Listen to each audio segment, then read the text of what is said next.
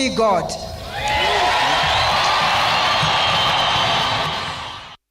Her Excellency Wavinya Ndeti took over power as the first female governor of Machakos County since the advent of devolution. Machakos is a vast county covering 6,043 square kilometers with a population of over 1.5 million residents, whose main economic activity is agriculture. Upon taking the oath of office, Her Excellency Governor Wavinya Ndeti meticulously outlined a visionary agenda, painting a vivid tapestry of ambitious goals and transformative initiatives that promised a new era of bold reforms and visionary leadership. I would like to thank the people of Machakos for voting for me as their governor. When I was voted in, my work was clearly cut out. When I became the governor of Machakos, I became the governor for everyone. This was not the first time for me to run for elective office. I was the member of parliament for the Greater Kadhiani, which included Mavoko, that is at the river, and Kadhiani itself. I have a lot of interest in working for the people. And I always wanted people to be treated fairly and given what they want. It's not what we think as leaders that they want. One of the things that was very key for me, in Ukambani, the biggest problem that we have ever had in Ukambani is about food insecurity. And as I was campaigning, I was telling our people, for me, what I see and what I want for Machakos is to make sure that we have food security in Machakos, and that is where my clarion call was chakula mezani, pesa mfukoni. My vision for Machakos was very clear. My vision was that I wanted Machakos County to be a model of excellency with quality life to all citizens in a clean and secure environment. A vision anchored on three pillars: food security, socio-economic empowerment, and infrastructural development. To date, Governor Wavinya's administration has initiated a total of 568 projects across the county. Majority of these have been completed. Since Governor Wavinya came to leadership, I think from our previous engagement with the public through being a member of parliament in Kadhiani, then jointly with Mavoko, plus the two different national government administrations she has served as an assistant minister, those skills have helped her to engage people of Machakos through public participation, to identify projects that people of Machakos wanted done. In recognizing the County Assembly as a critical arm of government and appreciating the role played by the House of Legislation and Oversight in actualizing development, Governor Wavinya has continued to engage members of the County Assembly in all relevant aspects to ensure smooth operations of government functions. Now that the Assembly is working closely, and that doesn't mean that we are not oversighting the executive. Now that we are working closely with the executive, a lot has been done. I saw over 500 projects that has been undertaken just within 1 year. We are an enabler to the whole governance system. We assist in legislating and oversighting the government. I would want to say that we have been given a very important platform as MCAs. Governor is always on record saying that the Assembly has a duty to ensure that we do our three roles, that is representation, oversight, and also legislation. And that is exactly what we are doing.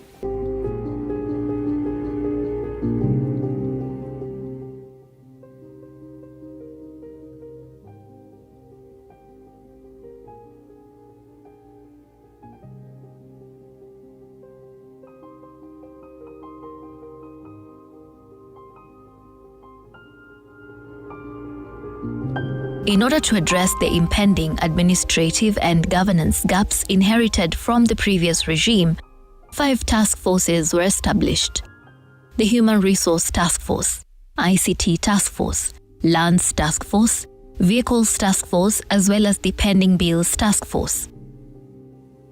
These task forces have since submitted their reports, and the respective recommendations are currently being implemented. The Finance Department has been a critical enabler of the county government services and operations. We've been able to do CIDP, ADP, and all that budgeting cycle. So our governor is the first governor to go across all the 40 wards of the county. She was able to interact with mwananchi. She's able to know where the shoe pinches the most. So, and we've been also being able to activate monitoring and evaluation unit so that the mwananchi can get value for money. According to the Kenya Demographic and Health Survey of 2022, 68% of Machakos residents had access to basic drinking water. To further enhance these numbers, Governor Wavinya has made interventions to deal with water shortage across all the 40 wards to bring this precious commodity closer to the residents.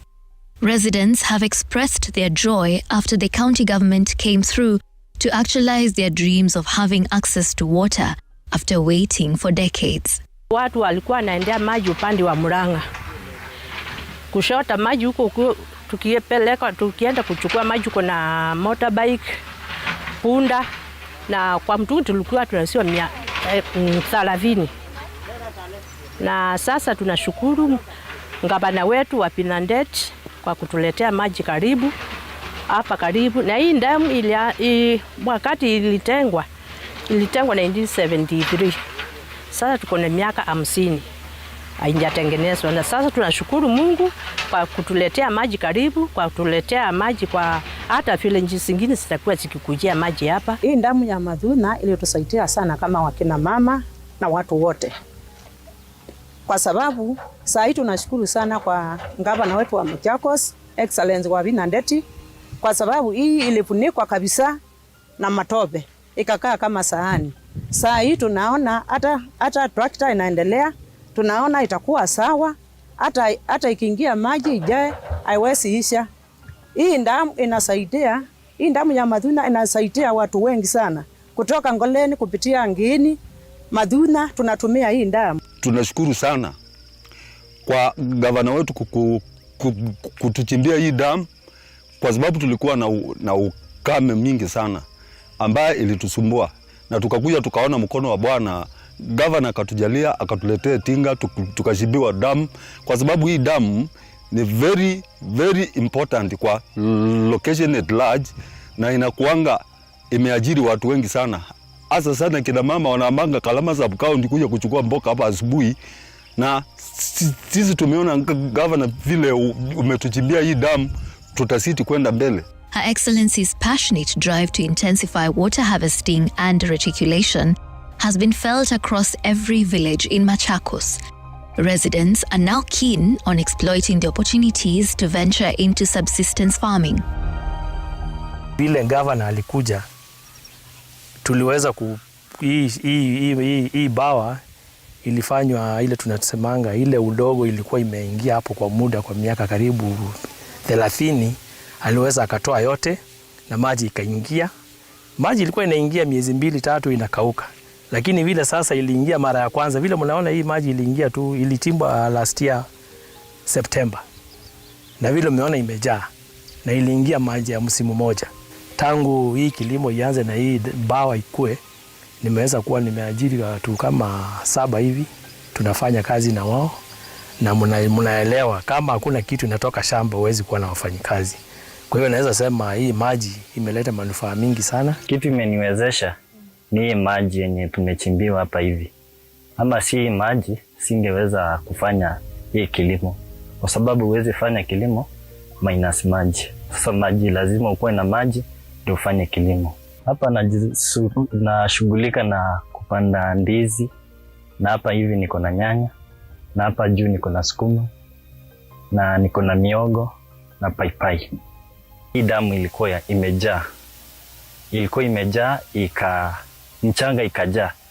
Sasa ndio Wavinya ndiye alikuja akatutolea mchanga na tractor.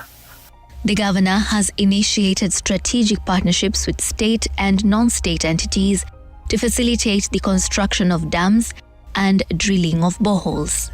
We want to appreciate Her Excellency because when she took office, even before she saw in the ministers, she had already implemented several water projects.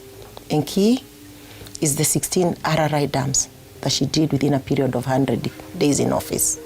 That was very impactful because even today as we speak, those dams have water and the people rely on them in terms of irrigation and even water for domestic use.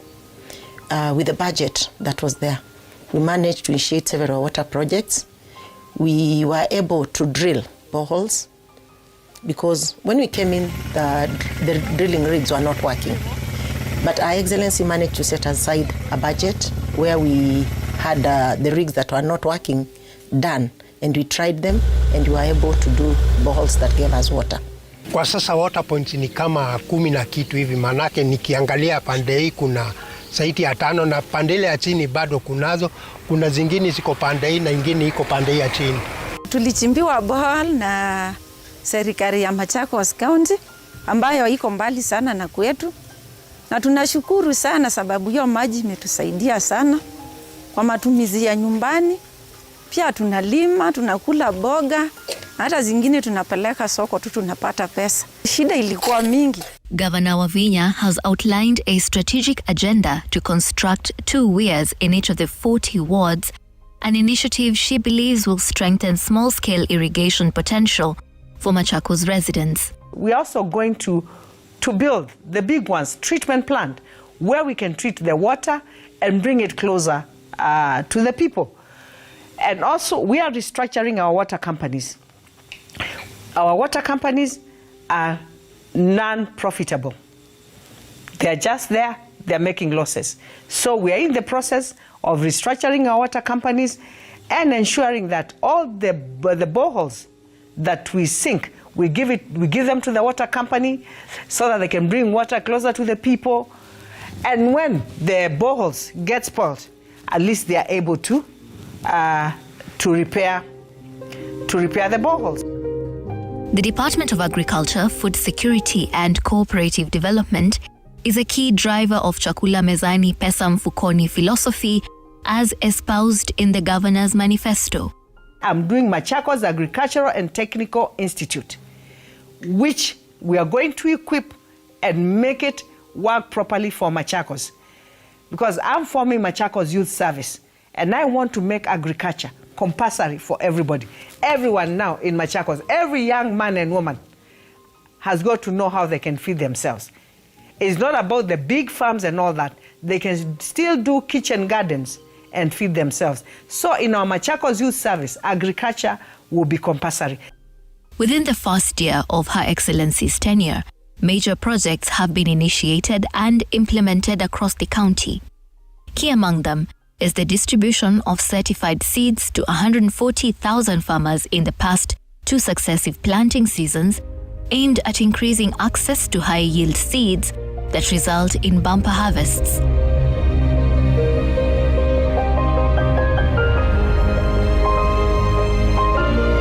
Wapatia mbegu leo, na hizi mbegu zimepatianwa kaunti yote ya Machakos. Kwa hivyo tulime. Watu wa Machakos, mimi nataka kuwaambia hakuna mtu atatoka nje akuja kutusaidia. Sisi wenyewe lazima tujisaidie. Tukijisaidia sisi wenyewe, tukiongea kwa sauti moja, tukisema tulime, kila mtu analima, nikiwapatia mbegu, mnaongezea, nikiwapatia miti, mnapanda miti, Machakos itaendelea. This year 2023, we never gave 350, but we gave 2,850 per every ward. That will mean we have increased the hectareage under agriculture by a very big margin. It also will go by saying that next year there will be a lot of harvest in Machakos County. It's one way of supporting the farmers. Hii ndio msimu wangu wa kwanza kupata hii mbegu. Tangu nianze nini? Hapo mbeleni sikuwa napata. Lakini saa hii nimepata kupitia kwa Governor Wavinya. Ile gharama tulikuwa tunagharamia juu ya kupata hii mbengu ilikuwa njoo sana. Kwa saa hii mimi singe afford hii mbengu, lakini nimepata kupitia kwake. Her support to farmers with advanced ox-driven plows cannot be overlooked. The plows have improved features that enable farmers to till soil more effectively, reducing the physical strain on both oxen and farmers. Tunataka kumshukuru Governor wetu Wavinya kwa kutupatia plow, sababu wakati hatukuwa nazo hatungeweza kulima mashamba yetu, lakini kwa wakati huu ametusaidia nazo. Tunalima mashamba yetu vizuri, na hata tukipata vibarua tunalima tunapata pesa mfukoni. By injecting a whopping 230 million shillings into cooperatives to support coffee and dairy farmers with fertilizers worth 72 million shillings, other farm inputs, chemicals, milk processing technology, as well as breed improvement by way of artificial insemination, farmers now have a reason to celebrate. Mimi nashukuru serikali sana kwa vile hii mwaka imesaidia na inputs kama fertilizer, madawa, hata folia. Hiyo ni kumaanisha hii factory mbele hizi zinaonekana mwaka hii tuta improve kwa kulima kahawa. Kwa vile sasa tulikuwa na challenges mingi. Kahawa huwa inachomeka, CBD, refrust na insect. Hizo madawa zote wametupatia. In the past 1 year, coffee production has increased to 6 million kilograms from 4 million kilograms registered in 2022. The sustained interventions are targeting to raise the production to 18 million kilograms of cherry in the next 3 years. In order to diversify income and improve the nutrition of the people of Machakos, the county government has supported 1,200 residents to take on fish farming and issued out dam liners, fish fingerlings and predator nets. To minimize post-harvest losses, cold rooms have been constructed. Serikali ya Machakos imetufaidi sana. Imeweza kutuletea hii mradi ya samaki ambayo tukatengeneza kama fish board. Kwa hiyo sasa tumeona inaanza kutuinua kama wakulima. Juu wakati tunauza tutapata mahali ya kujiinua kutoka mahali tulikuwa mpaka step nyingine. Kuna mahali nyingine imekuja katuangalia, katujengea ile cold room iko hapa Karakara. Juu hapo awali ulikuwa mabloga wanakuja kwa ile samaki yako wananunua ile kwa ile bei wanataka. Wanakulazimisha. Juu hakuna mahali kingine unaweza peleka. Na samaki si kitu ina ndumu. Kisha toa kwa maji ukipeleka pale sokoni umepata mabloga wananunua kwa bei mbaya, ukirudisha utakuwa imekufa. Governor Wavinya Ndeti is a firm believer that disability is not inability. She has not relented in empowering people with disabilities to be self-reliant and live dignified lives. PWDs have received various farm inputs. Aggregation centers have also been set up to enhance value addition on crop harvest, thereby improving farmers' return on investment. This heavy investment of over 10 million from the county government of Machakos, I want to say is an opportunity for the farmers, because the farmers will be able to get the red market here. We are going to add value on the farm produce, which includes the green gram, pigeon peas, all the cereals, and then present the end product to the market. So it is evidence that our farmers are now happy, because they are able to get good returns, good market, good prices than before. Machakos County is known in this country that it was the home of the poultry in the country. But because of lack of supporting our farmers in the industry and also not having market, most people stopped doing that as business. And therefore, as a county government, we have come with a system where we want to restock Machakos County. Gavana witwekie kindu chose muno kwenda kututungia wia witu latatera se kumatene anitwe yumetie kutetia nikana tuyele umesani atuyikia mbesa ngusuni onde meno tani munene omundu nundu ni monye niwo Mama ula waweta ni wika. Ula waweta ni wika. When you check on the kind of milk we are getting in the county was so low. And therefore, the governor put in place on how we can change the breed of the dairy animal in Machakos County. And we are moving them from a production of 1.5 liters per cow to 20 liters in the next 3 years.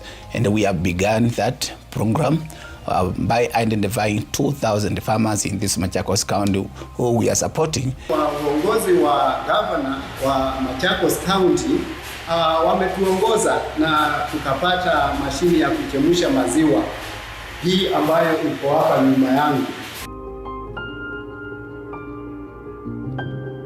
Governor Wavinya Ndeti recognizes that a healthy population is a wealthy society. Her first assignment was to facilitate the procurement of medical supplies.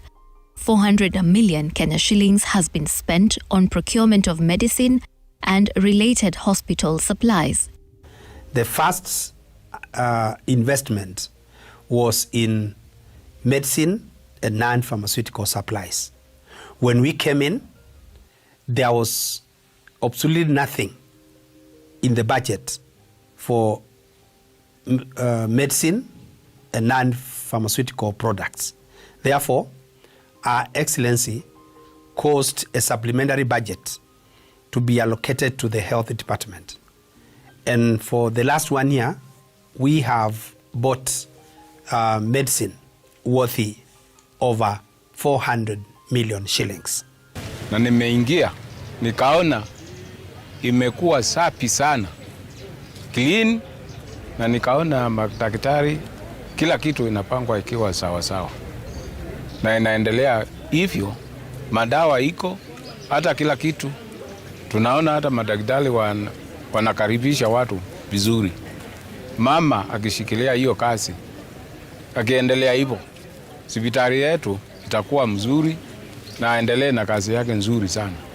Healthcare workers had stagnated in one job group for a period of over 10 years. And therefore, Our Excellency directed that we promote those healthcare workers, and through our approval, we promoted over 430 healthcare workers who are doctors, nurses, clinical officers, laboratory technologists, etc. We had stagnated quite long before we got our promotions, but when the new government came in, we were able to get our promotions, which was a bit of motivation for the workers, and we were able to serve the workers better since we are motivated after getting our promotion. Just to note that after the promotion was done, the same was effected in our pay slips, and we were able to get a pay increment. A total of 61 new projects have so far been initiated across the health sector.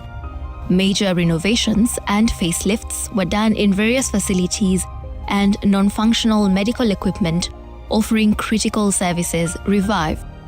The casualty section of Machakos Level 5 was renovated. The governor did undertake a basic survey, I would call it, when she went for the first public participation. And what she did was that she requested the public to identify the things that they wanted. What came out of that public participation, we noted every ward out of the 40 wards, they needed an additional facility. Some facilities had been started, they were not completed, and others needed new facilities. As we speak now, we impact in the first year construction and renovation and completion of 40 new health facilities. And as we speak, we have completed about 25 new facilities, and we are about to complete the remaining 15 facilities to make it 40. Tulikuwa tunaenda mbali wa Munyu, Mteteni, Mara, Mwala, na ni a long distance. Kwa hivyo tunashukuru kwa sababu tulikuwa tunakuja hapa karibu. 15 years ago, while serving as the then Member of Parliament for Kathiani constituency, Her Excellency started the construction of Chumbi Level 3 Hospital. Unfortunately, after her tenure as MP, the project stalled and was never completed. Today, the establishment stands complete as a modern facility equipped for service to the residents. miaka kama 15 tumekaa tukiwa hospitali yetu haijaisha. Ilikuwa kama unakuja unakuta haijakamilika, haina madawa. Wengine wanaumia, wanadhoofika hata kufa kwa sababu hawana uwezo na hatuna facility kama hii. Tunashukuru Mungu sana kwa maana aliona ni vyema atupatie Governor Wavinya. Kwa maana wakati ule amerudi, amekuja akakamilisha kazi ambayo aliacha akiwa MP na imekamilika. Oxygen generation plants were installed and piping done in level 4 and several level 3 facilities. Initially, we used to have the oxygen cylinders, which were quite inefficient, especially when they are out of stock. You had to look for oxygen. It used to cost the hospital a lot of money. Now that the oxygen installed in our facility, we are able to take care of lives, save lives in the hospital, in the ward. Our patients do not suffer stockouts. In order to improve provision of basic healthcare in the grassroots level, the county government has already carried out verification and training of 2,877 community health promoters who've been equipped with basic kits. Tumeona mabadiliko, tumepewa vifaa mpya za kufanya kazi, pia tumetrainiwa kufanya kazi na hizo vifaa. The county government has also implemented a hospital integrated management system that has greatly improved health records management. Na hii system mpya tumewekewa hapa Kangundo level 4. Naona itatusaidia sana. Juu tutakuwa ukiwekwa tu kwa system mara moja. Ukienda kwenye umetumu utakuwa tu unaenda, ukifika huko utakuwa ushafika. Majina yako itakuwa ishafika. Saa hii hautakuwa ukibebana makaratasi, files na hizo vitabu. Juu kila kitu yote iko kwa system. Hii system ni rahisi juu unalipa tu kwa simu, hakuna kuzunguka ukitafuta change. Saigiri unaambiwa uende mara kwa canteen. The department has received millions of shillings worth of donations and support from different partners, most of them non-governmental organizations.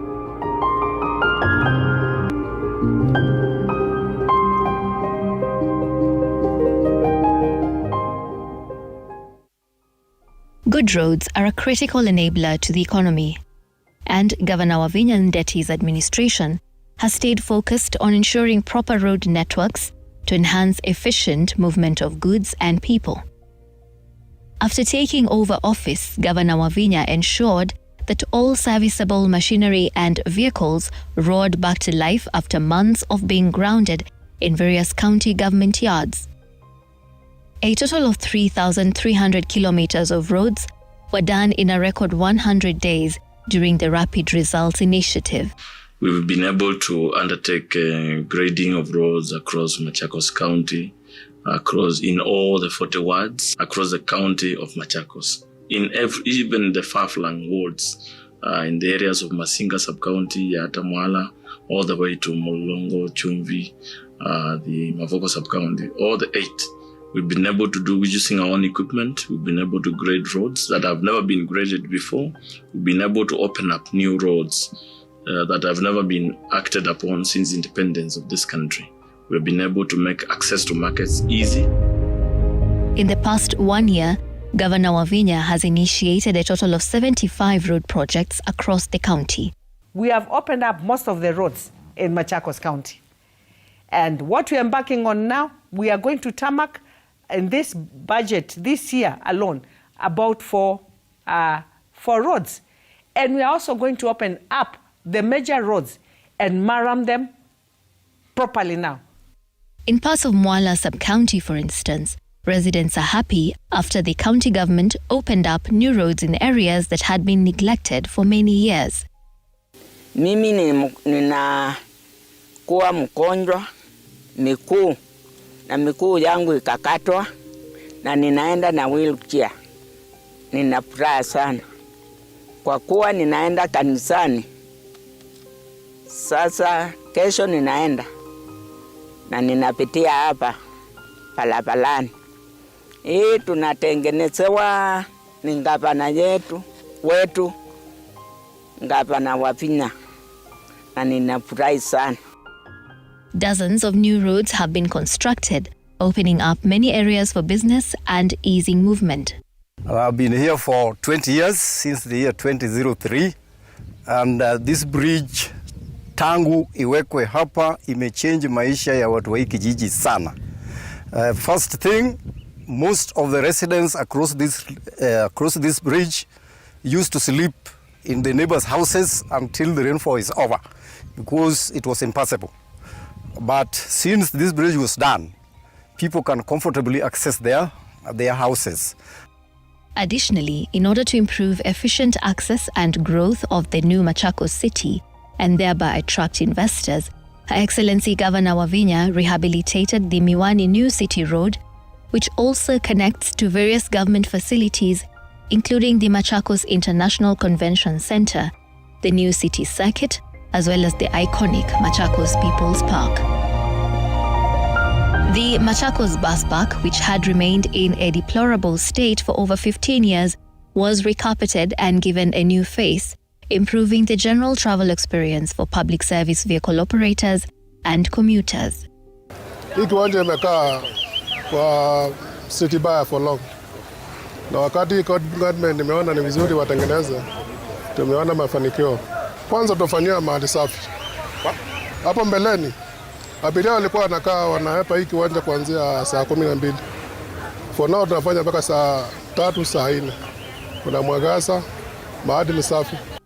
The Public Works Directorate has been instrumental in overseeing every stage of construction works to ensure compliance with the required standards. The latest landmark record was the completion of the residence of the County Assembly Speaker, whose construction was incomplete but is now ready for occupation. The Directorate is currently supervising the ongoing construction of government offices such as the Ward Office in Kathiani Sub-County and the proposed County Headquarters Tower coming up in the new Machakos city. The newly appointed County Executive Committee member for Roads, Transport and Public Works, Rita Ndunge, is touted to steer the department to greater efficiency owing to her wealth of experience from both public and private sectors.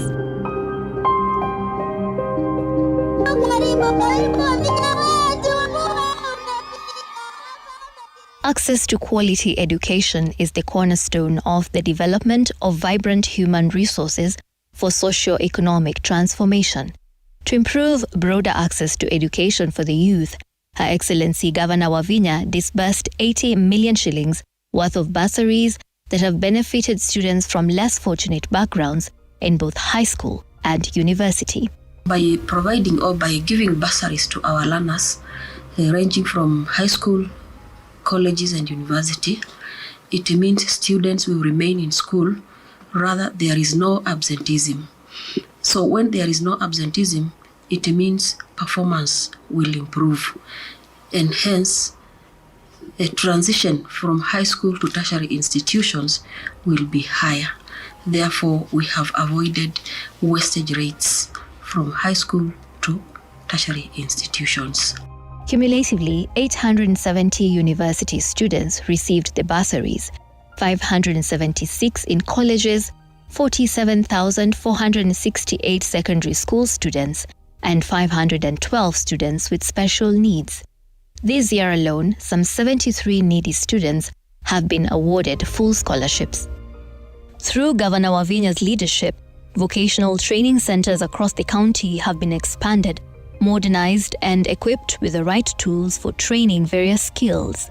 Kupitia kwa Wavinya Ndeti tumesaidika sana kwa kuwa tumepata vyombo za kutusaidia kuendeleza hii kazi yetu kama bursaries, dryers na equipment zingine za kufanya beauty kama za kutengeneza kucha. The school was in a chaotic way. We didn't have enough dormitories, we did not have enough workshops. There were not enough tools and equipment for the practicals for the students. But later on, when she came into power, she supplied us with materials and equipment, and we are doing well. The students are now gaining much from the same.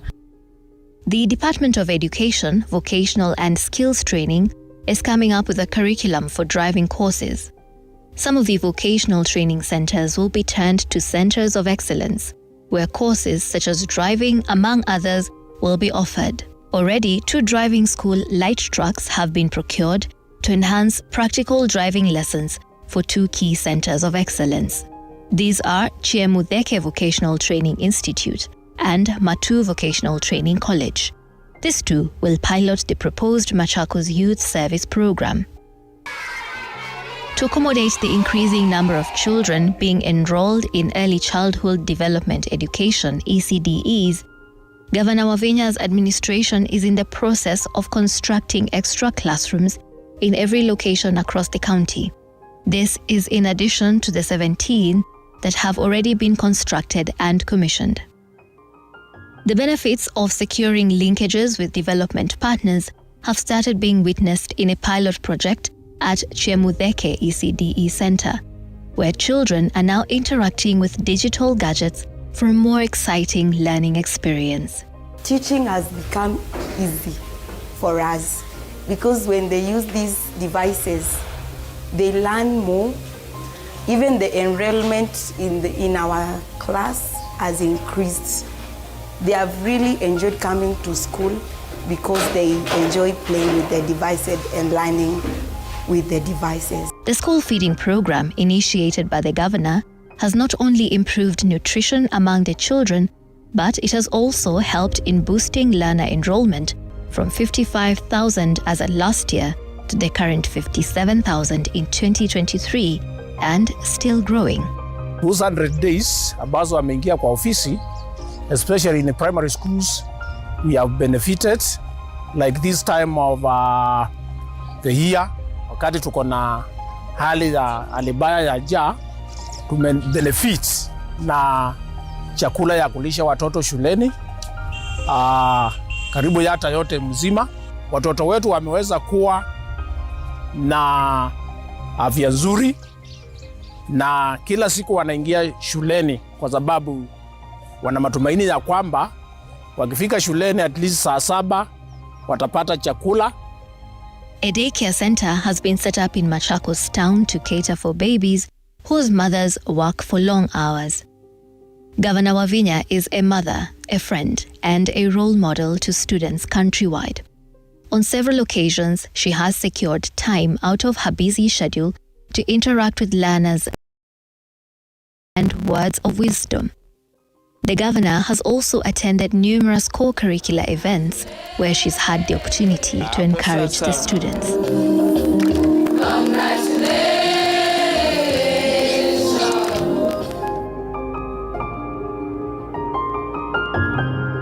The governor launched the now famous Governor Wavinya Cup, a county-wide soccer tournament that involved 640 teams from across the 40 wards in the county.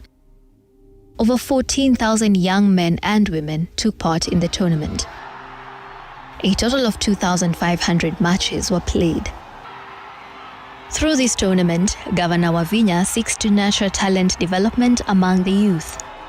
A recent and timely scouting of talent during the Governor Wavinya Cup has seen 6 girls signed up to join both the National Under-17's women's team, Harambee Starlets, and the Police Bullets. Kwa hivyo hii yetu sio mchezo. Kuna msichana wangu moja amechukuliwa anachezea Police Bullet. The president of Football Kenya Federation, including senior sportsmen and high-profile football tacticians, such as the former Harambee Stars coaches Jacob Ghost Mulei and Zedekiah Zico Otieno, attended the finals of a tournament to scout for players. The winners were Ikalasa Queens in the ladies category and Kaluluene FC in the boys category. Each team walked away with 1 million shillings. The runners-up in both categories were Athi River Starlets and Mavoko FC. Each team here walked away with 500,000 shillings.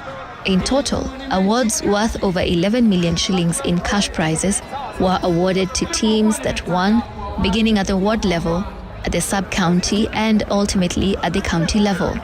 Season 2 of Governor Wavinya's Cup is expected next year in 2024, where more sporting activities will be incorporated. The Governor's Cup, a huge tournament we have begun. And the essence here is to continuously engage the youth, to keep them busy, keep them away from, unnecessary issues. But more importantly, during the tournament, we are taking that opportunity to register our youth, because we want to know where they are, what are their ages, what is their level of education, and finally, what is their need, and how can we as a county be able to come in, step in and assist. Hii tournament may keep my youth away from drugs na mambo mingi. Weekends inakuanga mambo mingi, but youth at least wako hapa. Tukiangalia watu wengi ni my youth wenye wako karibu.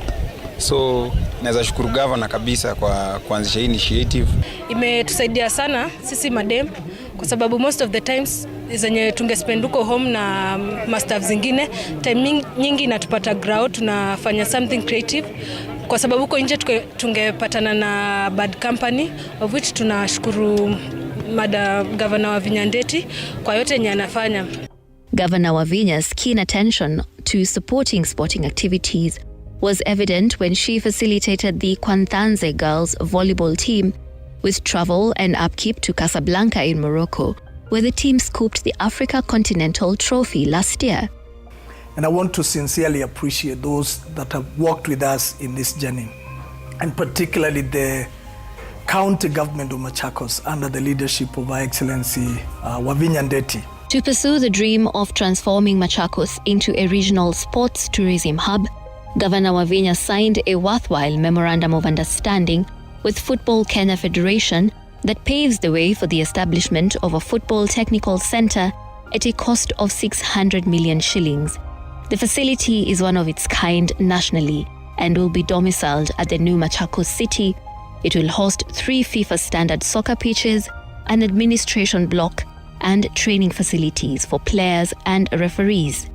The county government is also carrying out levelling and grading of community playgrounds across all wards. On matters gender, a gender-based violence recovery centre has been built in Machakos and will soon be operational. In addition, the county government has invested in the youth through training in ICT, life skills and mentorship. Over 3,000 youth drawn from the county have so far benefited from the free program. This program, it has helped me to make work easier. Writing a code and connecting the various stuffs we need, like a tag inatumika, tunazima everything at once. In pursuit of fulfilling her promise to empower the youth through skills development and training, Governor Wavinya plans to roll out the Machakos Youth Service. This is a replica of the National Youth Service where recruits will be mentored and trained to acquire different skills. The Directorate of Special Programs, in conjunction with various development partners, is also building 60 homes for less privileged families across the county, an effort that is restoring dignity and decency among the economically challenged residents. Governor Watu Wavinya, ula wikite nesa ndo alama na thina atakwa nina yumwe nina ina thina mwingi ndira ina nomba nina koma nomba mbwale ukogethia ninguye wa dina nikoma na thina mwingi na nundu nomba kiye nomba ningwigwa moyo dia sianga ina mwathime. Nashukuru gavana wetu kwa kutujengea nyumba. Hatukuwa na nyumba ya kulala, tulikuwa tunalala na baba yetu nyumba moja. Tunamshukuru kwa kuwa alitujengea. Ile nyumba nilikuwa ninaishi ilikuwa kama saa hii wakati wa jua haiwezi kukalika mchana. Kama ni wakati wa mvua unakaa tu na shida kwa sababu mashimo iko kwa mabati, inanyesha, inabidi sasa ikuwe hata hujatosheka. Mtoto mpaka inabidi mtoto hata mali awe ajuko free. Juu anaona watoto wengine wao kuangi na shida fulani. Similar strategic partnerships with private sector entities have also yielded generous donations such as computers and related ICT equipment that will be useful in promoting ICT skills for Machakos youth. Assorted foodstuff were distributed to needy families and in households affected by various disasters such as fire outbreaks. The county government has unveiled plans to establish homes for the elderly, children's homes as well as rehabilitation centers to help in reforming youth who are addicted to drug abuse and alcoholism. We are also doing a rehabilitation center. Drugs has been a bit of a problem, and when I look at that, I look at Tala and Mavoko. That has been an issue. So we are building a rehabilitation center where we'll be rehabilitating our young people. Once we do that, we send them to the Machakos Youth Service for training, and then now we empower them.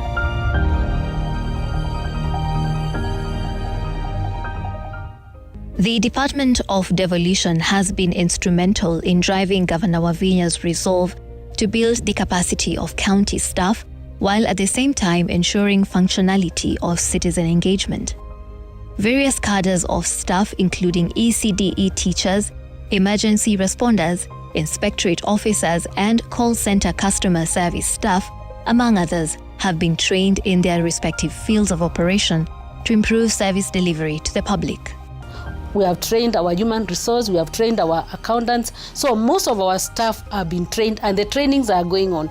This will help in capacity building our workers so that they are able to know what they are supposed to do, or they do their work professionally so that our people get proper service. In the last 1 year, we have also been able to clean our payroll so that taxpayers' money is not misused, so that we are only able to pay those people who deserve a pay in our county. We are still in the process of matching skills and jobs so that people undertake the jobs they have been trained for. In every sub-county, we'll build a sub-county office.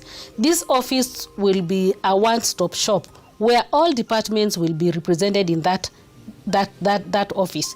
Each department will have an office there, so that when our people have issues, or maybe agriculture, or maybe water, maybe anything, they can go there and there's an office there which is going to offer services to them in that one office. When Her Excellency Governor Madam Wavinya Ndeti came to power, she found a very demotivated staff whose salaries delayed until the following month.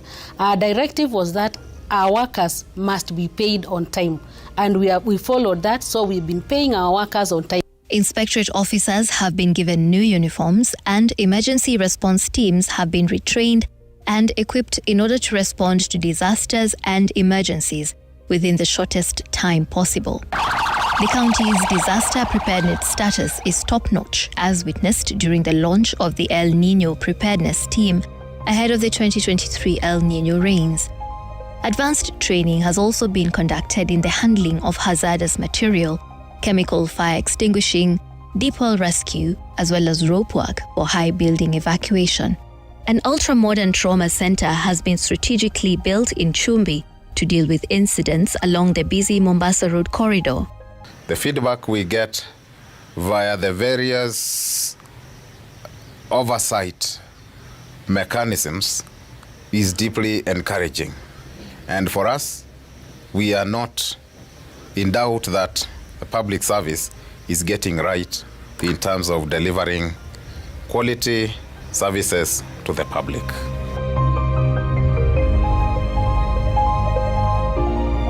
The Finance Department has been a critical enabler of the county government services and operations. Financial management systems, including others.Good, have been put in place to enhance efficiency in payment systems. So in terms of finance, we've been able to streamline the issue of the procurement because it is very critical to the issues of pending bills. So currently, as we are working on cash flow-based procurement, and I can confidently confirm that in the last financial year, we never crossed over with the outstanding payment, except for the few projects that contractors were not able to finish in good time, whose funds we've been able to carry over through a supplementary budget. This year, we are paying 399 merchants, and those are the hustlers. Those are the people who are below 500,000 and below. because we are working on the bottom of the pyramid. When the governor took over, the county had pending bills amounting to 3.1 billion, and that translates also to stored projects that were spread across the departments.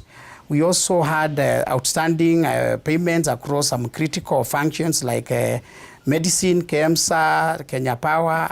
So those are things that the governor has been able to resolve and streamline. I wish to state that this county had multiple pay bills. It had a total of 211 pay bills. We've since been able to amalgamate into one. Actually, the national government must have borrowed from us. We were the first county to amalgamate the pay bills into one. That is 16-16-16-0 for the general revenue payments. We also came up with another pay bill, 16-16-16-1 for the health revenues. Reason being, we need health sector being a critical sector. We wanted to reinforce the health revenues. We've also been able to decentralize all the banking halls across all the sub-counties. We are now, in fact, going to the wards. We've been able to map the revenue. I know in terms of revenue, we were among the best counties. We were ranked number 4 in terms of the counties that had greatest improvement, which was 28% improvement. In scientific terms, that was 311 million additional compared to the last previous financial year. But to us, that is just the potential of Machakos is bigger. We anticipate it's about 6.8 billion.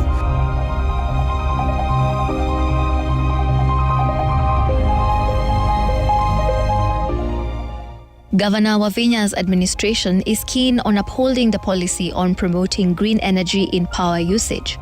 To actualize this, a number of government installations and markets have been lit using solar power, which has also led to lower power bills. Machakos County was in darkness when Her Excellency took over. We found 1,400 streetlights. Her Excellency Wavinya Ndeti has installed and maintained 1,347 streetlights in our first year in office. We currently have 2,747 streetlights. The governor manifesto is we go solar. We will move from PLC-powered streetlights to solar-powered streetlights. In order to ensure proper urban planning and ensure service delivery on land matters, the county government is currently doing a county spatial plan together with the county evaluation role, which was last updated 15 years ago. After completion, it will aid in the computation of land rates. To provide solutions in surveying and the processing of land documents, a Geographic Information System (GIS) lab has been set up.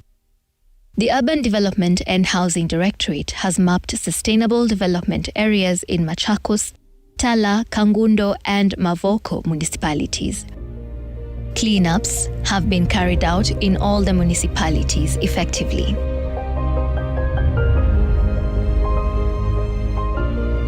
Being the bedroom of Kenya's capital city, Machakos is progressively emerging as a premier investment destination in various areas including real estate, hospitality, and transport.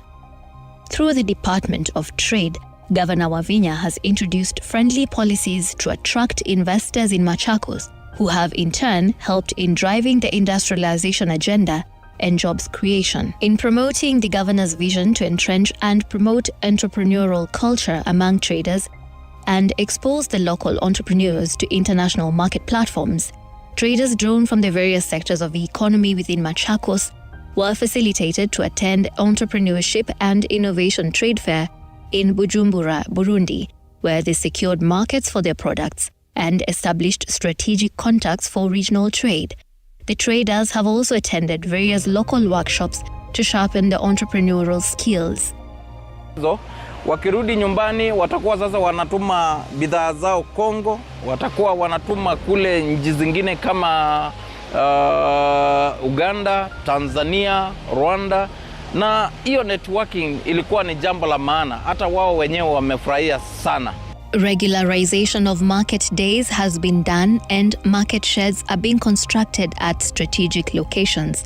So far, over 20 public toilets have been restored and renovated. Construction of new toilets has also started.